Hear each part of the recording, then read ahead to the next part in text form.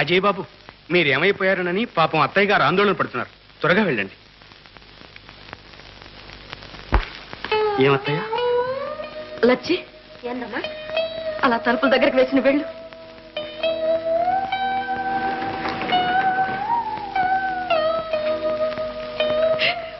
విజయ్, ఏమిటి బాబు ఇది? అజయ్ని అరెస్ట్ చేశారటేమిటి? అవునత్తయ్య, అనుకోకుండా జరిగిపోయింది. అష్టైశ్వర్యాలు అనుభవించవలసిన నా బిడ్డ జైలు పాలయ్యాడా? అష్ట కష్టాలు పడుతున్నాడా? ఆందోళన పడకండి అత్తయ్య. లేదు విజయ్, నా బాబుని వెంటనే విడుదల చేయించు. అంతవరకు నాకు మనశ్శాంతి ఉండదు. అత్తయ్య, విడిపించడం వీలు పడదు. అదేమిటి బాబు అలా అంటున్నావు? నిజమే, ఫోర్జరీ చేసి పట్టుబడ్డ నేరస్తుల్ని శిక్ష పడకుండా తప్పించడం సాధ్యం కాదు. నువ్వేనా విజయ్ మాట అంటున్నది? కేసు పోలీసుల చేతుల్లో ఉంది. ఇప్పుడు నేను చేయగలిగిందేమీ లేదు. కృతజ్ఞుడు. స్నేహాన్ని మించిన బాంధవ్యం లేదని నిన్ను చేరదీసినందుకు ఇదా ప్రతిఫలం? నీడ ఇచ్చిన వాళ్ళకే కీడు తలపెడతావా? నా బిడ్డకింత ద్రోహం చేస్తావా? అప్పుడే అనుకున్నాను. నువ్వు సరళతో కులుగుతూ తిరుగుతున్నప్పుడే అనుమానించాను. నీకేదో దుర్బుద్ధి పుట్టిందని, నువ్వు వాళ్ళతో కలిసిపోతావని. మీరు అనుకున్నది నిజమే. నేను సరళను ప్రేమించాను, పెళ్లి చేసుకుంటాను. అంతవరకు వచ్చావా?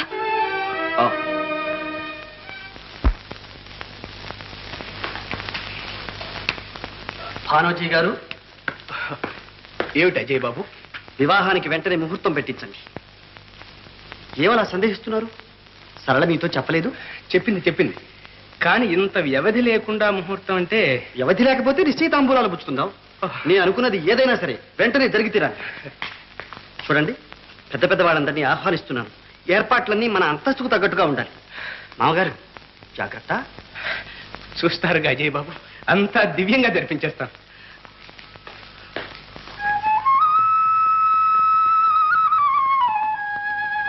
అంతా మీ దయ. రేపు నా జీవితాశయం నెరవేరే శుభదినం.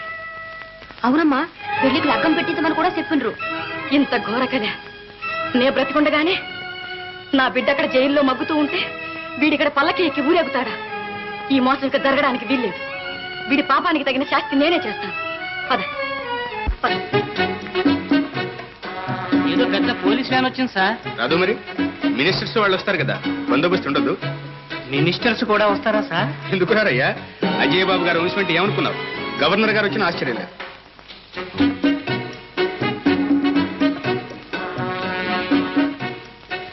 బందోబస్తు అంతా పకడ్బందీగా ఉందా? లోపల నుంచి బయటకు కానీ బయట నుంచి లోపలికి కానీ ఎవరిని కదలకూడదు.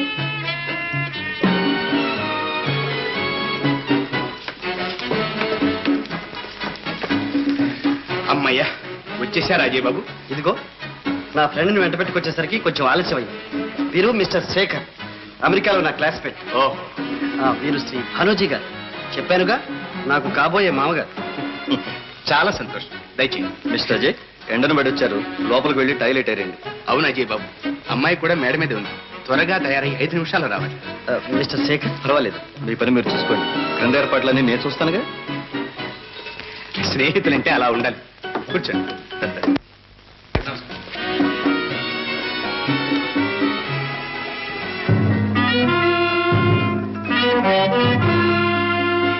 ఇన్స్పెక్టర్ గారు, మీ కానిస్టేబుల్స్ ఇక్కడ తమాషా చూడటానికి వచ్చారా, బందోబస్తుకు వచ్చారా? వెళ్ళి బయట జనాన్ని లోపల రాకుండా చూడమనండి. మీకు ఆ సందేహం అవసరం లేదు భానోజీ గారు. ఇంటి బయట లోపల కూడా బందోబస్తు చేశాం. అవతల టైం అయిపోతుంది.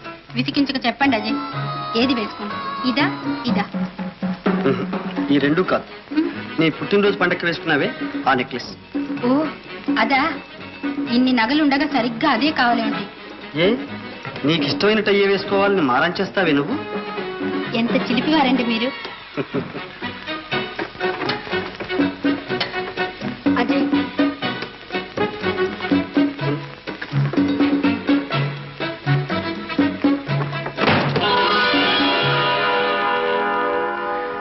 ఆశ్చర్యంగా ఉంది.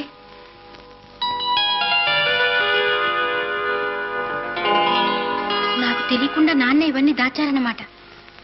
నిజంగా నీకు తెలియదా సరళ? నిజంగా నాకేం తెలియదు అజయ్ బాబు, అంతా అయోమయంగా ఉంది. ఇదేమిటో నాన్నని అడుగుతాను. వద్దు సరళ, బహుశా నీ పెళ్లి సమయంలో ఇవన్నీ కానుగ్గా ఇవ్వాలని ఆయన ఉద్దేశం ఉంటుంది. ఆ ఆనందం ఆయనకే దక్కని. అజయ్ బాబు, ఏమిటి? ఎవరా తెరిచింది? ఎవరూ తెరవనక్కర్లేదు. కాలం ముంచుకొచ్చినప్పుడు రహస్యాలు వాటంతటా అవే బయటపడతాయి. అజయ్ బాబు, భానోజీ గారు, ఈ నగలు డబ్బు ఎక్కడివి? మీకు ఎలా సంపాదించారు? అదంతా మీకు అనవసరం. అవసరమే మిస్టర్ భానోజీ. మా ఎస్టేటు ఫ్యాక్టరీ కొల్లగొట్టి సంపాదించిన ఆస్తేగా ఇది. నీకొక ఎస్టేటు ఫ్యాక్టరీ, నీ నిజస్వరూపం నాకు తెలియదనుకుంటున్నావా? ఎంతకాలం ఇలా మోసం చేద్దాం అనుకుంటున్నావు మిస్టర్ విజయ్? నాన్న, ఏమిటి నాన్న? నువ్వుండమ్మా. చూడు విజయ్ కుమార్, నీ రహస్యం నా గుప్పెట్లో ఉంది. బాగా ఆలోచించు. బుద్ధి తెచ్చుకుని నువ్వు నా చెప్పు చేతుల్లో ఉన్నావా, నీకు ఏ ఆపద రానివ్వను. సరళనిచ్చి వివాహం చేస్తాను.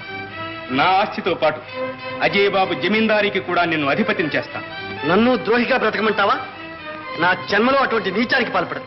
అయితే నీ సర్వనాశనాన్ని నువ్వే కోరుకుంటున్నావు అన్నమాట. లేదు, నువ్వు చేసిన మోసాన్ని బయటపెట్టి అజయ్ బాబు ఆస్తిని నిలబెడతాను. విజయ్, ఆగో. నాన్న! నోరు మూసుకుని పడుంటావా లేదా? ఏమంటావు? మాట్లాడవే. సరళా!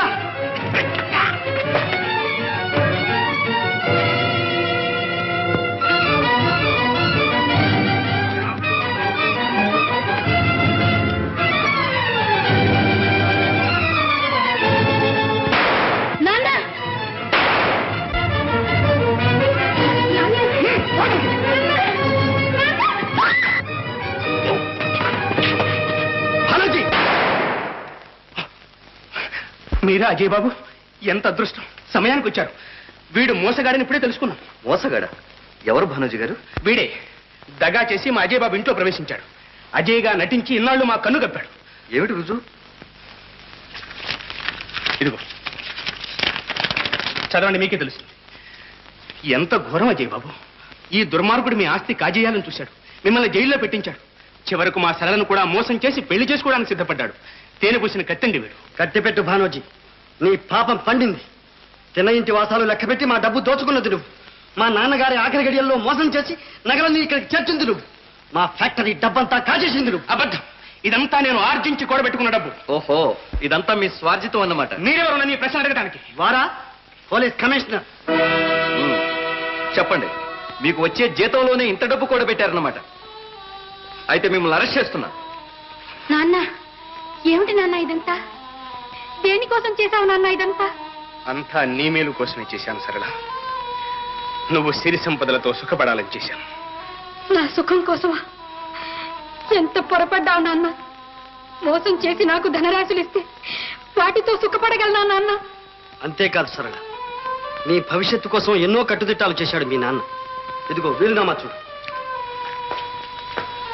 మీ నాన్న బనాయించింది. దీని ప్రకారం అజయ్ బాబు నిన్ను పెళ్లాడితే ఆస్తి అంతా నీది, లేకపోయినా ఆస్తిలో సగభాగం నీకే దక్కుతుంది. నాన్న, ఎంత ఘోరం తలపెట్టావు నాన్న. ఎవరి ఉప్పు తిని ఇన్నాళ్ళు బ్రతికామో వాళ్ళని మోసం చేశావు. నీలాంటి వాడి కడుపున పుట్టడం నా దురదృష్టం.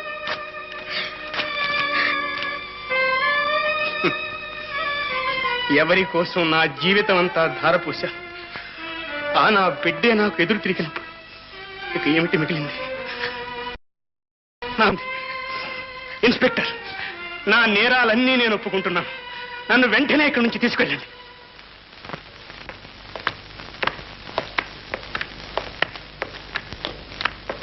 మా నాన్న చేసిన ద్రోహానికి నేను సిగ్గుపడుతున్నాను. నన్ను క్షమించండి. అదేమిటి సరళ, ఊరుకు. క్షమించడానికి ఇందులో నీ తప్పే ఉంది. మీరిద్దరూ లవ్ కుశుల్లాగా బాగా కుదిరారు. నా సర్వీసులో ఇలాంటి విచిత్రమైన సంఘటన ఎన్నడూ చూడలేదు. మిస్టర్ అజయ్, మీ డబ్బు మీరే దొంగతనం చేసి జైల్లో కూర్చున్నారు. మొదటిసారి గనక క్షమిస్తున్నాం. మళ్ళీ మీరు ఇలాంటి నాటకం ఆడారంటే నిజంగా మీ ఇద్దరిని ప్రాసిక్యూట్ చేయాల్సి ఉంటుంది. వస్తాను.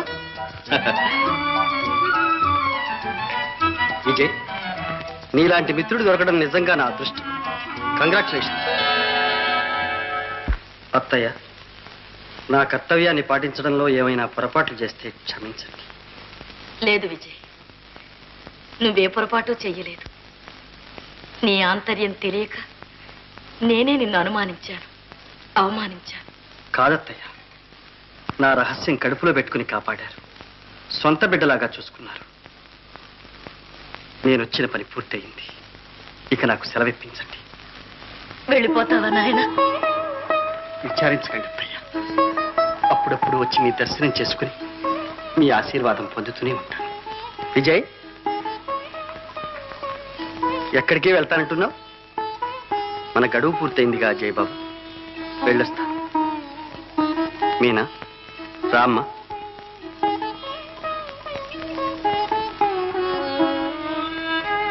మీనా, అన్నయ్య, మీరా, మీనా. చూశావా అజయ్ బాబు, ఒక్క ఏడాదిలో నా చెల్లెలికి మీరెంత ఆప్తులయ్యారు. మా పేద కుటుంబాల్లో ఉండే మమతలు అనుబంధాలు అలాంటివి. మాకున్న ఐశ్వర్యం అదే.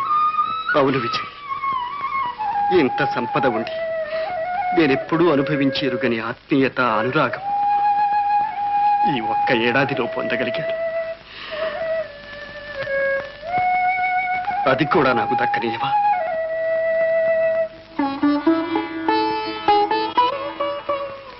విజయ్, నడి సముద్రంలో నావలా ఉన్న ఇంటి వ్యవహారాలన్నీ ఒక కట్టుకు చేర్చావు. మాలో ఒకడివై మసిలావు. ఇప్పుడు మమ్మల్ని విడిచిపెట్టి వెళ్ళిపోతావా నాయన? ఎక్కడికి వెళ్తాడత్తయ్య? ఏం విజయ్, నువ్వు చేసిన సహాయం మర్చిపోతా అనుకున్నావా? అంత కృతజ్ఞుడు అనుకున్నావా? నా ఆస్తిని నిలబెట్టింది నువ్వు. ఆ ఆస్తిని అనుభవించే అర్హత నాతో పాటు నీకు ఉంది.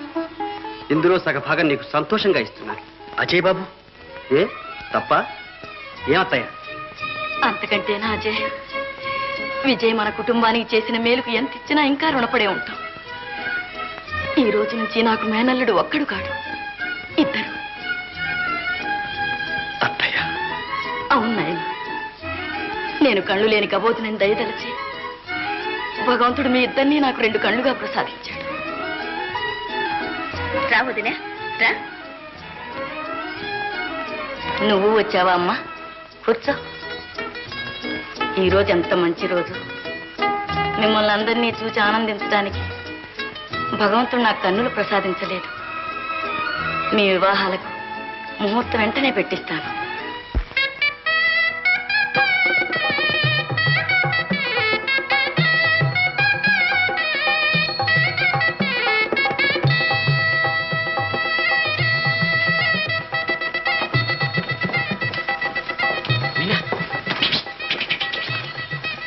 బావెవరో నాకే అంతు చిక్కడం లేదు కదా. పొరపాటున పెళ్లి కూతుళ్ళు కూడా కంగారు పడి. రండమ్మా రండి, చూస్తారే. ఇందమ్మా వెయ్యండరా, ముహూర్తం దాటిపోతోంది.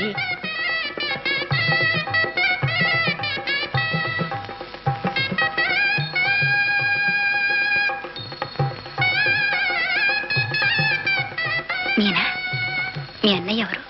ఏమో వదినా, నాకు తెలియడం లేదు. పిచ్చి పిల్లల్లారా, ప్రేమించి పెళ్లి చేసుకుంటున్నారే, ఆ మాత్రం పోల్చుకోలేరు? ఉండండి.